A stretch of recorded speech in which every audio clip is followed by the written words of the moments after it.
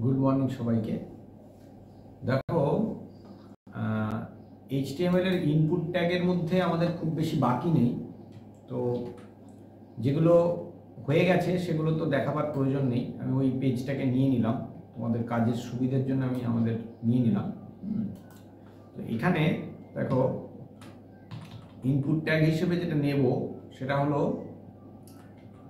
দুটো জিনিস ব্যবহার করব। নতুন জিনিসের মধ্যেই দুটো জিনিস ব্যবহার করব। একটা হলো সিলেক্ট ব্যবহার করব। হ্যাঁ, যেমন ধরো এখানটাতে এন্টার সিটি করে দিলাম। এইটা তোমরা দেখোনি, নতুন জিনিস দেখছো।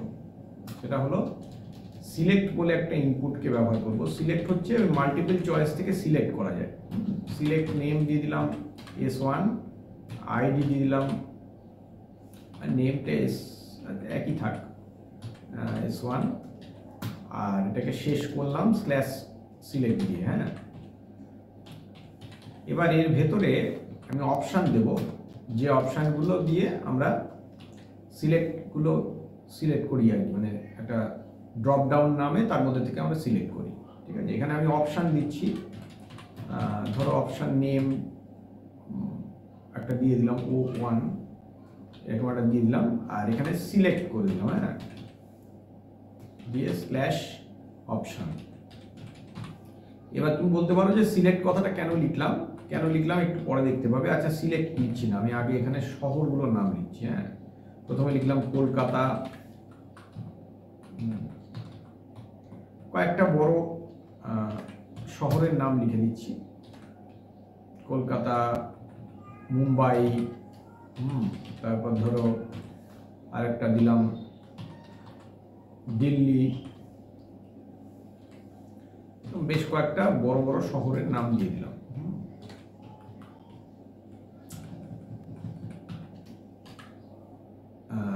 যে ইনপুট দেবে সে সিলেক্ট করবে। ঠিক আছে, আচ্ছা, এইবার হয়ে গেল কি, কলকাতা হয়েছে, দিল্লি হয়েছে, মুম্বাইটা কই, সরি এখানে মুম্বাইটা মুছে দিয়েছি।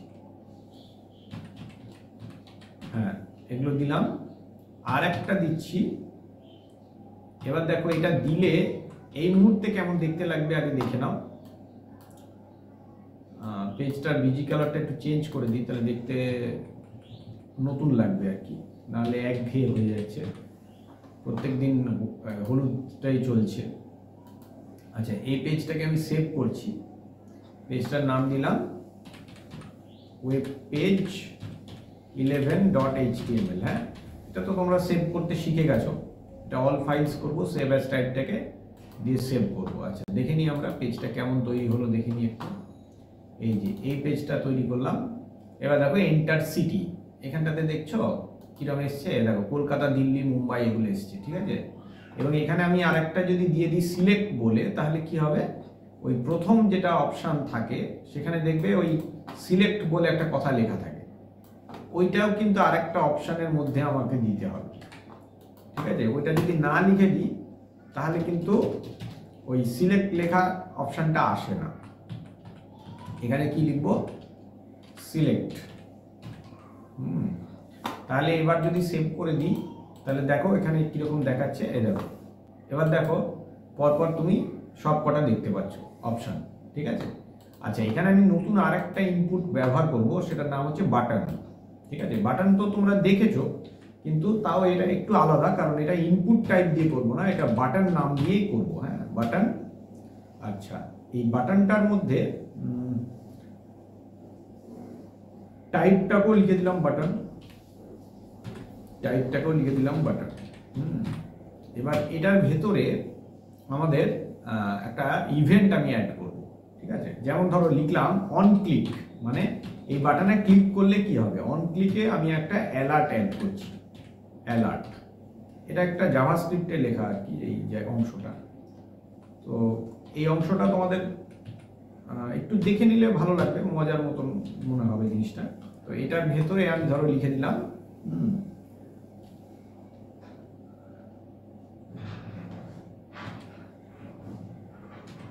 you have selected a city, city বা টাউন কিছু একটা এরকম লিখতেই পারি, এবং এইখানটাতে সিলেক্ট শব্দটা লিখে রাখলাম। সিলেক্ট বা সাবমিটও লিখতে পারি, সাবমিট। এবং এখানে আমি দেখো বাটনটাকে শেষ করছি। আগের বার যখন বাটনটা তৈরি করেছিলাম খেয়াল করে দেখো, সেটা input type equal to button দিয়ে করেছিলাম। এবার ট্যাগের নামটাই কিন্তু বাটন না, এটা খেয়াল রাখবে, এটা অন্যরকম ট্যাগ। হ্যাঁ, এটা মানে লিখতে হয় অন্যরকম। তো এখানে আমাদের একটু টাইটেলটা ভুল হয়েছে, টাইটেলটাকে ইনপুট ট্যাগ 3 করতে হবে, কারণ আমরা তো 3টে ইনপুট ট্যাগের উপরে কাজ করলাম। এটা 3rd পেজ। আচ্ছা, এবার দেখিনি কি হলো। এই দেখো, সেটা বিআর দিলে পরের লাইনে হতো, একটা ব্রেক করে দিই তাহলে ভালো লাগবে। এখানে একটা বিআর ট্যাগ অ্যাড করে দিলাম, তাহলে কি হলো, লেখাটা এই সাবমিট বাটনটা নিচের লাইনে আসবে। আচ্ছা, এই যে এবার এখান থেকে আমি এটা সিলেক্ট করলাম, করে এটা ক্লিক করলাম, দেখো you have selected a city বলছে।